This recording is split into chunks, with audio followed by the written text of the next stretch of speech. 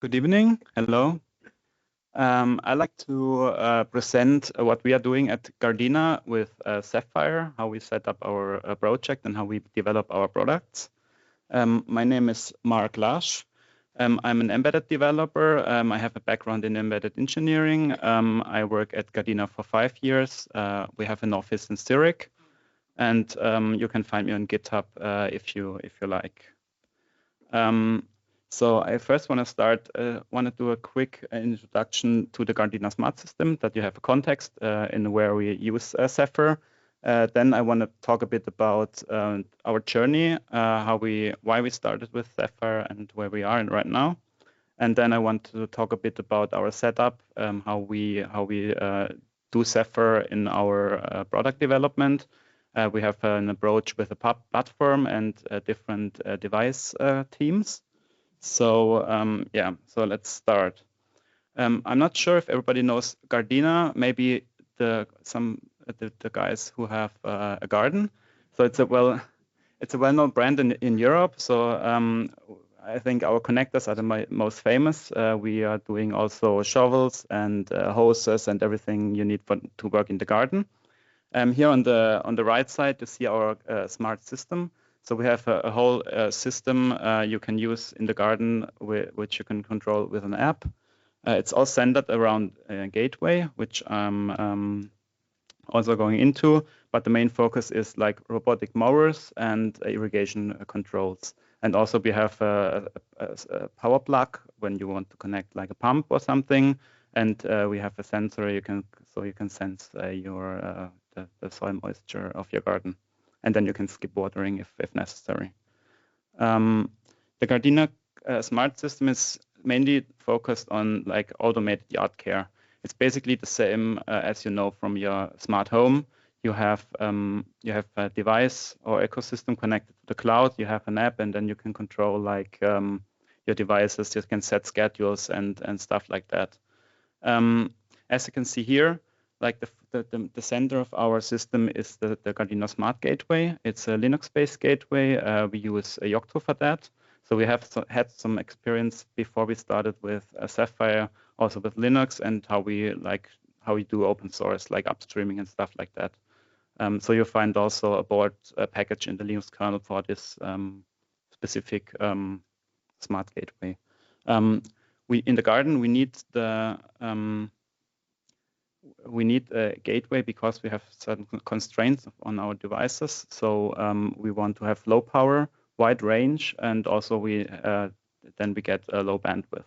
So we do not want to rely on our customer to have a proper Wi-Fi setup in the garden, because that's quite tricky and also quite tricky to debug in the after sales. We started with a proprietary stack. So when Gardena started or launched this system in 2016, before they bought a proprietary solution from a other company, because there was no experience in this field. So you see on the left, you see the stack which they bought at the time. It was all based on the same MCU. Then there's a framework and a hardware abstraction. On top, there's a network layer, like the communication protocol, which like compresses all the headers together, and then you can like unpack it. So you basically have an IPv6 on top, and then you have your application layer, whom you can then build your product.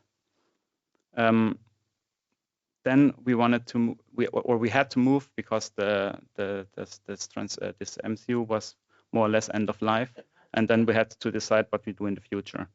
So our decision was to go after some evaluation, go to Zephyr, because then we are not relying on a single MCU, so we can like choose whatever we want basically. And so there we came to the stack on the right side. One important part was also that it was backwards compatible. So we also already had our gateways in the field, and it was already communicating with this Lemon Beat like stack. So what we did is we ported this stack to Zephyr, and then we looked for open standards which you can use, and we ended up with LWM2M. It's the lightweight machine-to-machine protocol. So it bases on UDP and co-op. So it was easy to put it on top of IPv6. And from a Zephyr perspective, the network looks like an Ethernet in Zephyr. So you just have a network interface, and then you can speak UDP on top with your sockets. And then we put our product logic on top. So we put in our requirements. I already talked about. Now we have a long-term support. It's not only with the MCUs we have, but we have also long-term support with our whole ecosystem. So all the software we write now, we can use with every MCU in the future, if we like. At least that's our hope with Zephyr. Then we didn't want any binary blobs. So now we are going with Nordic. I know Espressif has some binary blobs in there to use their Bluetooth and Wi-Fi. We are not using them yet. If possible, never. And then what we already heard with developing development environments, our whole development is based on Linux. So all the developers are using Linux. So that was also like a requirement, because many vendor SDKs do not support do not properly support Linux. Then we started our initial commit. I did some research in our Git history. Our first commit was with Zephyr 2.4. And the first release was the first product we released with Zephyr, is like this irrigation control. You can have a look later. I can also open it if you like. Another key part is that we try to keep very close to upstream. So if you find bugs in Zephyr, everybody's encouraged to upstream the patches. So we can update every release, and then there's not much like maintenance overheads with any maintenance branches. Our repository is based on the T2 topology. I'm not sure if everybody's aware. It's like you have a repository with your application, and then you have a manifest file in there which configures everything. What's special about this is usually there's only for example, in the example application, there's only one application. We put all our products in one repository. So we have all the products, each are separate applications, and they all share like common libraries and a single Zephyr version. So that's how basically our repository looks like. We have different products. We have different shared drivers like the network stack and libraries. We have our bootloader. We have libraries which are out of tree, like CBOR or what Zephyr brings. And then we have our radio is also an out of tree module, because we share it also with another company. For our Zephyr fork we use we got inspired by the NF Connect.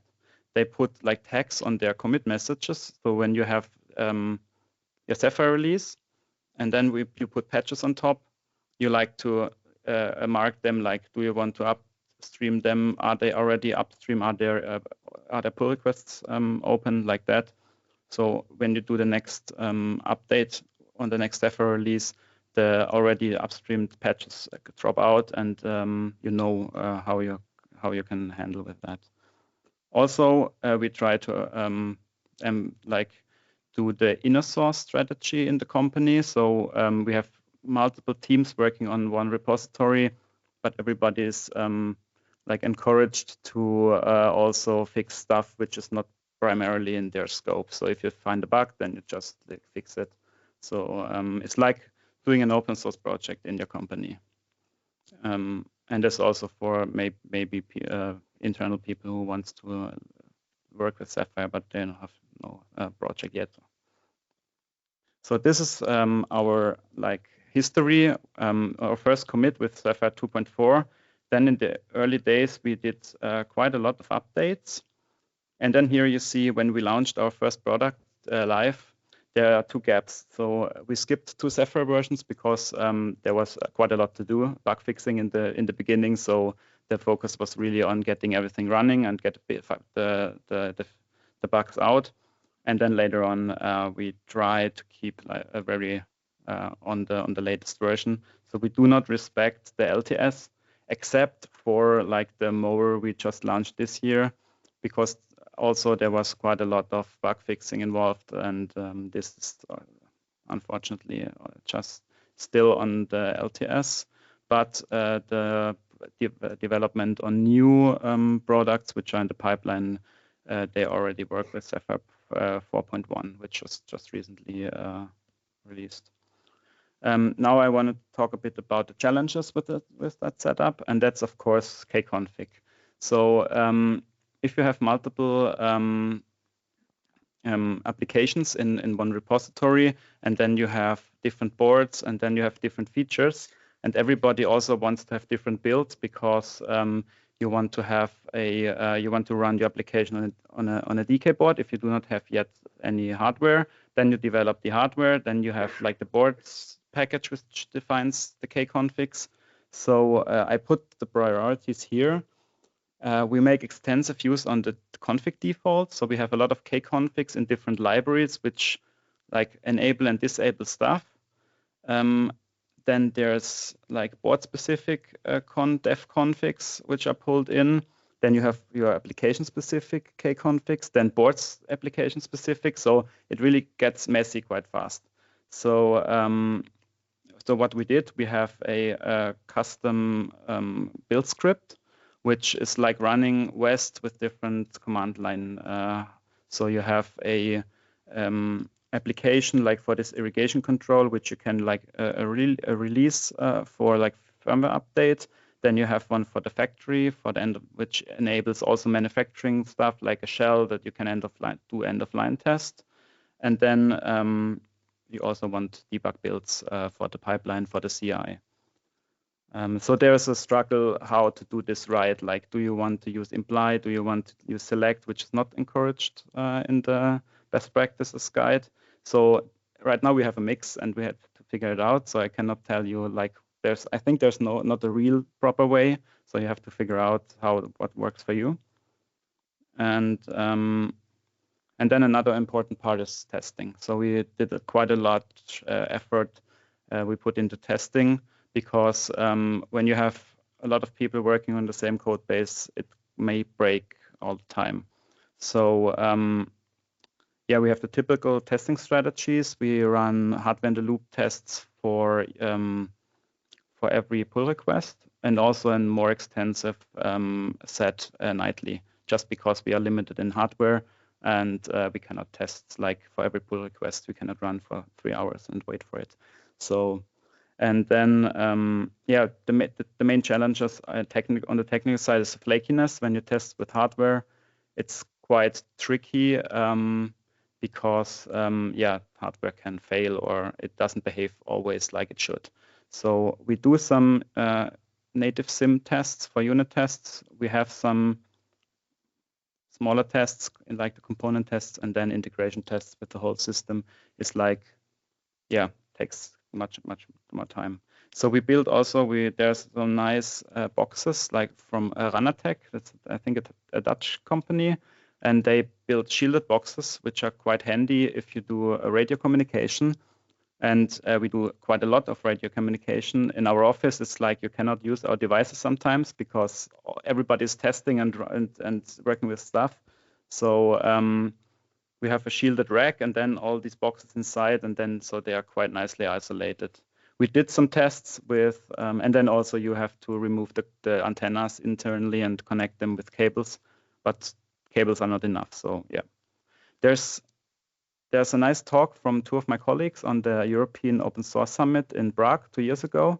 I have the YouTube video there. It's quite interesting. They go much more into depth about that, how they set it up and what kind of yeah, hardware we're using.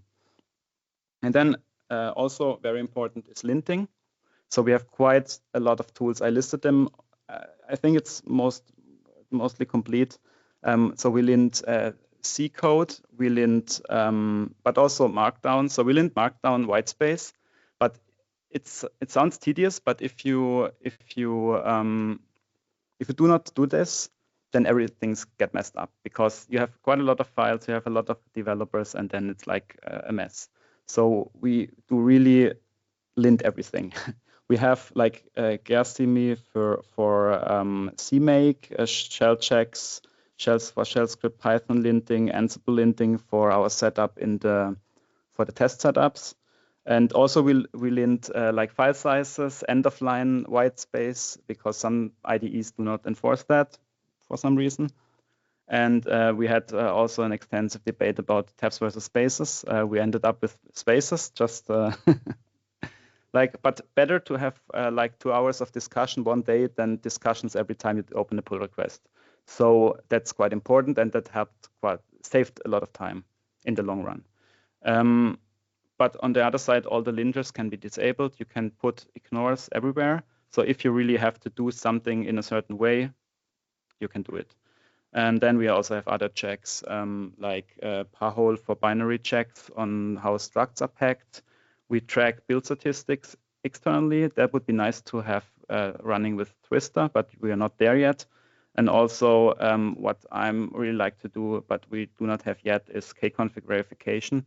So when you have your builds, you also want to check if all the Kconfig resulted in what you think they should result, because there's a quite large space where you can pull in Kconfigs, and you want to be sure that your photo or your firmware update image, which you ship to your customer, works in the end.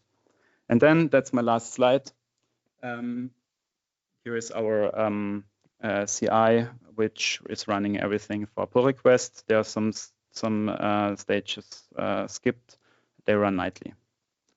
So yeah, that's my overview, what we're doing. And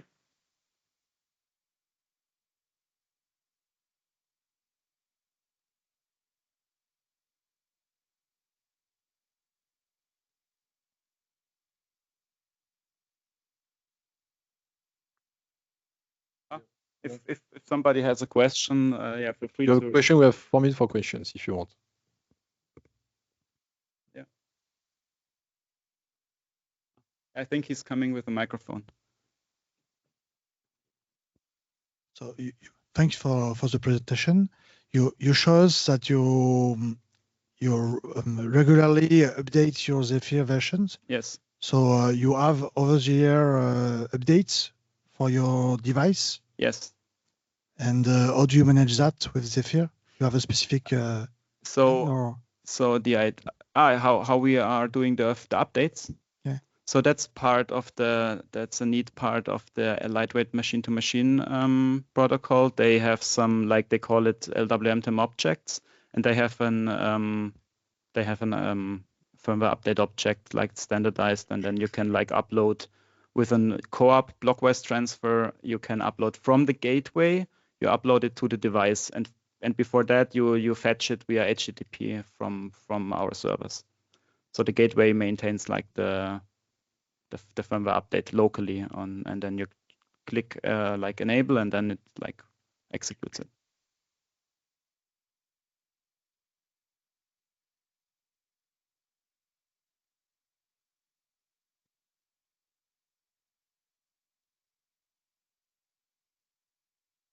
How is it that to upstream a patch, and how would the lead team that like Linux, is there one guru to accept all patch, or are there how? You mean how does it work? Yeah, how does it work, and how much do they accept patches? You mean patches in Zephyr itself? In Zephyr, yeah. It's like ideally you find a bug or you have a feature, and then you like reproduce it on the current main, or at least in a recent version, and then you open a pull request on GitHub, and then you have discussions. If there are small patches, then usually it's quite fast. So I had patches which were merged on the same day I uploaded them, but this was like one check or one return was not checked or something like that. And others which are bigger, then there are longer discussions. And especially just before releases, it takes a bit longer. It's from my experience. because they do not want to like pull in new stuff just before the release. Thank you very much. I have a question, sorry. A very speed one. What is the percentage of unit tests that you are doing compared to the tests that you are doing on hardware? If you can say it very speedily. We are doing much more tests on hardware because nobody wants to do the unit tests. So yeah,